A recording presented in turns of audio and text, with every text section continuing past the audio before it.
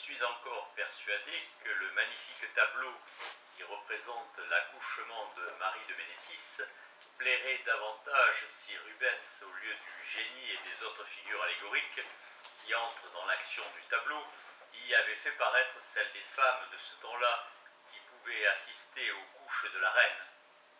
On le regarderait avec plus de satisfaction si Rubens avait exercé sa poésie à représenter les unes contentes, les autres transportées de joie, quelques-unes sensibles aux douleurs de la reine, et d'autres un peu mortifiées de voir un dauphin en France. Les peintres sont poètes, mais leur poésie ne consiste pas tant à inventer des chimères ou des jeux d'esprit qu'à bien imaginer quelle passion et quel sentiment l'on doit donner aux personnages, suivant leur caractère et la situation que l'on les suppose, comme à trouver les expressions propres à rendre ces passions sensibles et à faire deviner ces sentiments. Je ne me souviens pas que Raphaël ni le Poussin aient fait jamais l'usage vicieux des personnages allégoriques que j'ose critiquer dans le tableau de Rubens. Mais, me dira-t-on, les peintres ont été de tout temps en possession de peindre des tritons et des néreides dans leurs tableaux, quoiqu'on n'en ait jamais vu dans la nature. Les peintres et les poètes ont toujours eu, au même titre, la possibilité d'oser ce qui leur plaisait. Horace. Pourquoi donc reprendre Rubens de les avoir introduits dans le tableau qui représente l'arrivée de Marie de Médicis à Marseille? Le nu de ces divinités fait un effet merveilleux dans la composition, parmi tant de figures habillées que l'histoire obligeait d'y mettre.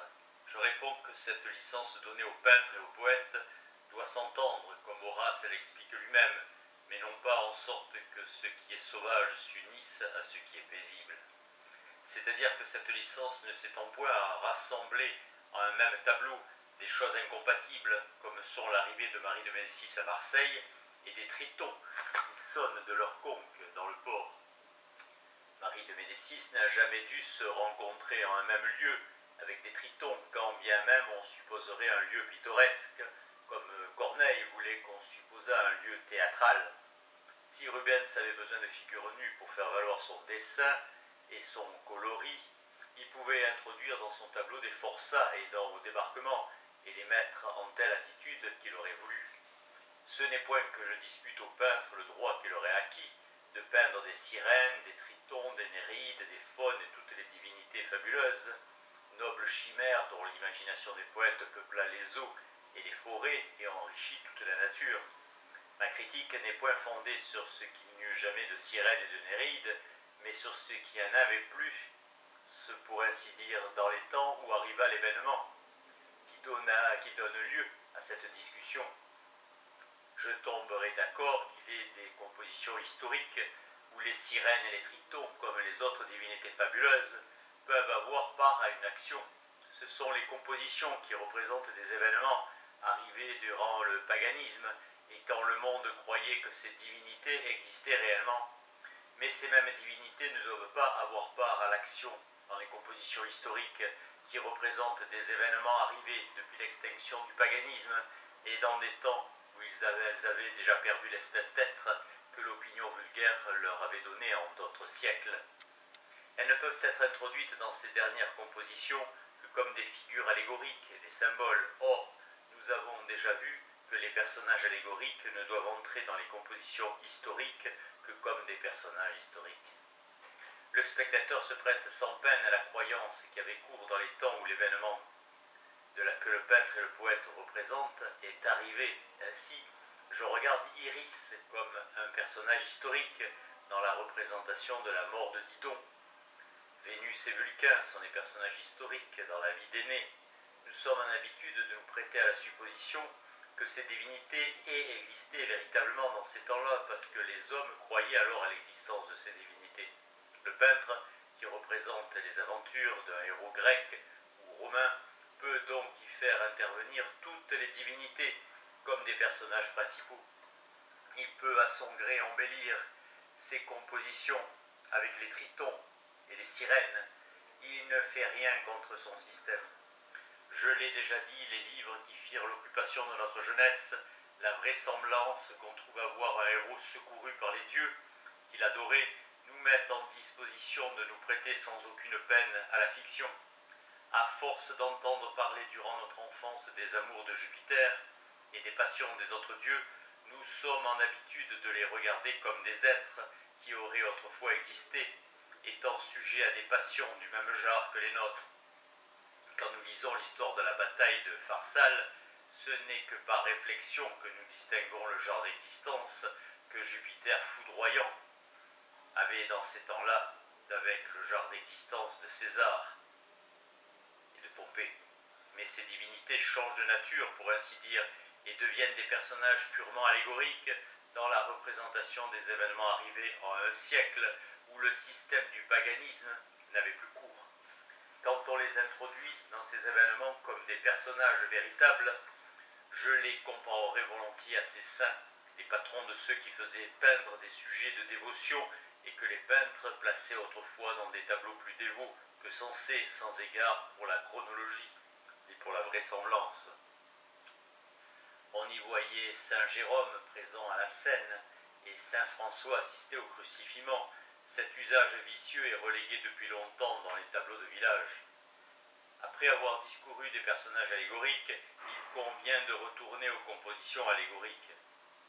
Une telle composition est la représentation d'une action qui n'arriva jamais et que le peintre invente à plaisir pour représenter un ou plusieurs événements merveilleux qu'il ne veut point traiter en s'assujettissant à la vérité historique. Les peintres font servir encore ces compositions à peu près au même usage que les Égyptiens employaient leurs figures hiéroglyphiques, c'est-à-dire pour mettre sensiblement sous nos yeux quelques vérités générales de la morale. Les compositions allégoriques sont de deux espèces. Les unes sont purement allégoriques parce qu'ils n'entrent dans leur composition que de ces personnages symboliques éclos du cerveau des peintres et des poètes. De ce genre sont deux tableaux du Corrège peints en détrempe et que l'on peut voir dans le cabinet du roi. Dans l'un, le peintre a représenté l'homme tyrannisé par les passions, et dans l'autre, il exprime d'une manière symbolique l'empire de la vertu sur les passions. Les compositions allégoriques de la seconde espèce sont celles où le peintre mêle des personnages historiques avec les personnages allégoriques. Ainsi, l'apothéose de Henri IV et l'avènement de Marie de Médicis à la Régence, représentés dans le tableau qui est au fond de la galerie du Luxembourg, sont une composition mixte. L'action du tableau est feinte, mais le peintre introduit dans une action, qui est le type de l'arrêt du Parlement par lequel la Régence fut déférée à la reine, Henri IV, et plusieurs autres personnages historiques. Il est rare que les peintres réussissent dans les compositions purement allégoriques, parce qu'il est presque impossible que dans les compositions de ce genre, ils puissent faire connaître distinctement leur sujet et mettre toute leur idée à portée des spectateurs les plus intelligents. Encore moins peuvent-ils toucher le cœur, peu disposés à s'attendrir pour des personnages chimériques, en quelque situation qu'on les représente. La composition purement allégorique ne devrait donc être mise en œuvre que dans une nécessité urgente, et pour tirer le peintre d'un embarras dont il ne pourrait sortir par la route ordinaire. Il ne saurait entrer dans cette composition qu'un petit nombre de figures, et les figures ne sauraient être trop faciles à reconnaître. Si l'on ne l'entend pas aisément, on la laisse comme un vain galimatia. Il est des galimatias en peinture aussi bien qu'en poésie. Je ne me souviens que d'une seule composition purement allégorique qui puisse être citée comme un modèle et que le Poussin et Raphaël voulussent avoir faite. Je juge ici de leurs sentiments par leurs ouvrages. Il est vrai qu'il paraît impossible d'imaginer en ce genre rien de meilleur que cette idée, élégante par sa simplicité et sublime par sa convenance, avec le lieu où elle devait être placée. Aussi fut-elle la production du prince de Condé, le dernier mort, je ne dirais pas le prince, mais l'homme de son temps, né avec la conception la plus vive et l'imagination la plus brillante. Le prince dont je parle faisait peindre dans la galerie de Chantilly l'histoire de son père connu vulgairement en Europe sous le nom du Grand Condé. Il se rencontrait un inconvénient dans l'exécution du projet. Le héros, durant sa jeunesse, s'était trouvé lié d'intérêt avec les ennemis de l'État, et il avait fait une partie de ses belles actions quand il ne portait pas les armes pour sa patrie. Il semblait donc qu'on ne dût point faire parade de ses faits d'armes dans la galerie de Chantilly. Mais d'un autre côté, quelques-unes de ses actions, comme le secours de Cambrai et la retraite devant Arras était si brillante qu'il devait être bien mortifiant pour un fils amoureux de la gloire de son père de les supprimer dans l'espèce de temple qui l'élevait à la mémoire de ce héros.